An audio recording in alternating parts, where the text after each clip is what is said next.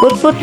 So ayan, magandang umaga, magandang tanghali, magandang gabi sa amang sulok na mundo na nanonood sa aking vlog for today. So ayan, today's video is ito nga, magluluto ako ng chicken inasal sa kawali. So ayan, try natin magluto ng ganito guys.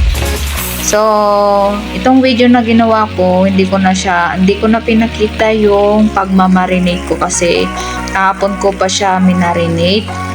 And in-overnight ko talaga siya minarinate para mas nanunuot yung sarap. So, ayan yung lasa. So, ayan siya guys. Dito, nilagay ko muna sa kawali. And i-brown ko lang siya. Tapos, yung pinagbabaran ko ng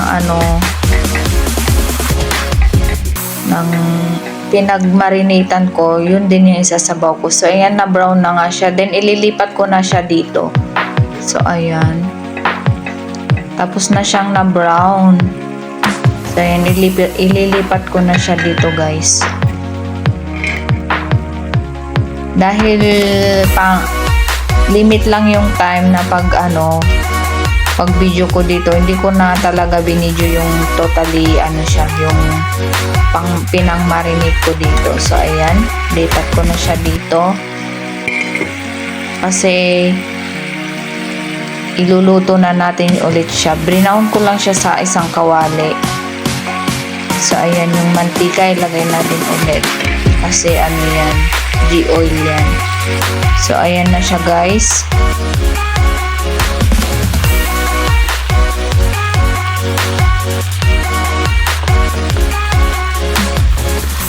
So, ito na nga yung yung sabaw. Yung dito ko siya minarinate.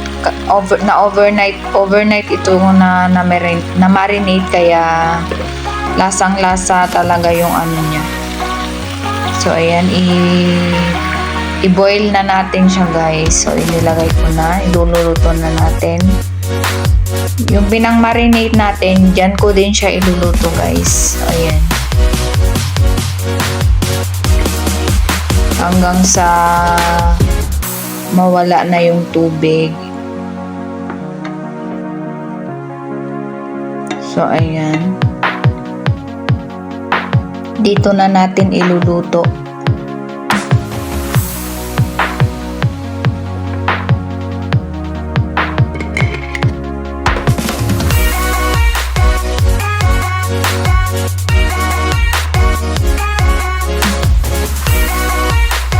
I-boil natin siya dito, iluto na natin siya dito guys hanggang mawala yung kanyang sabaw, yung kanyang tubig. So ayan, balik ta rin natin para pantay yung pagkaluto ng meat.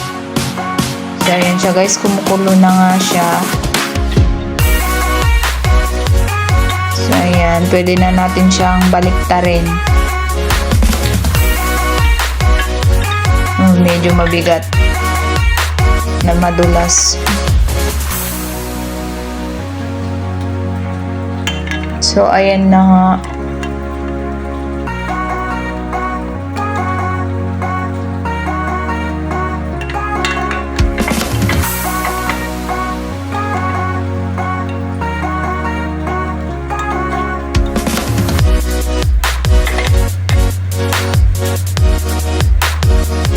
Yummy. Ulam pa lang. Ay, yung amoy pa lang. Ulam na. And then, takpan natin ulit.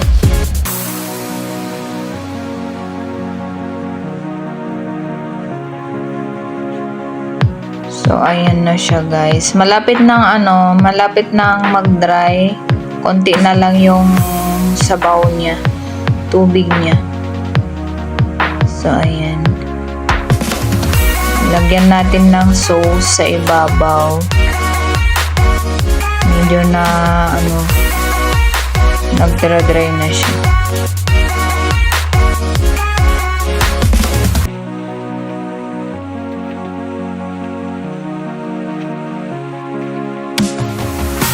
So, continuous lang natin na paglalagay ng sauce na sa ibabaw niya guys.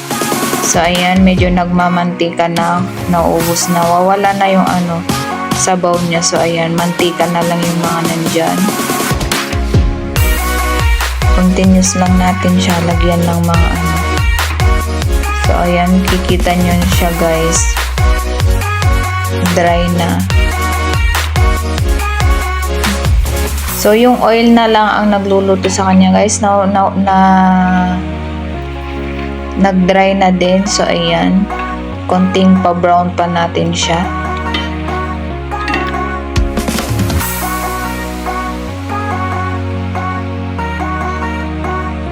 So ayan na ang ating chicken inasal sa kawali.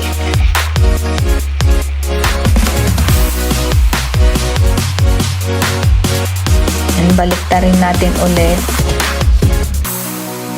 So ito na nga, lapit nang maluto.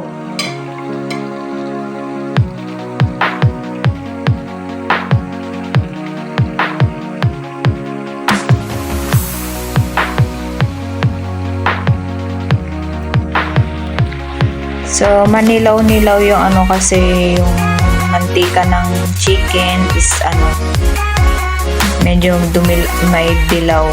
Tapos yung ano, nilagay kong mantika niya is ghee oil, kaya ganyan yung oil niya. So ayan nga, baliktarin ulit natin.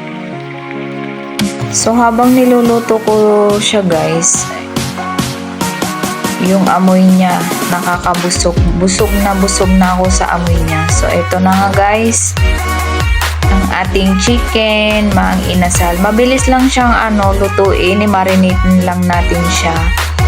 So ilalagay ko na lang po yung ingredients niya sa ano dito sa last ng video.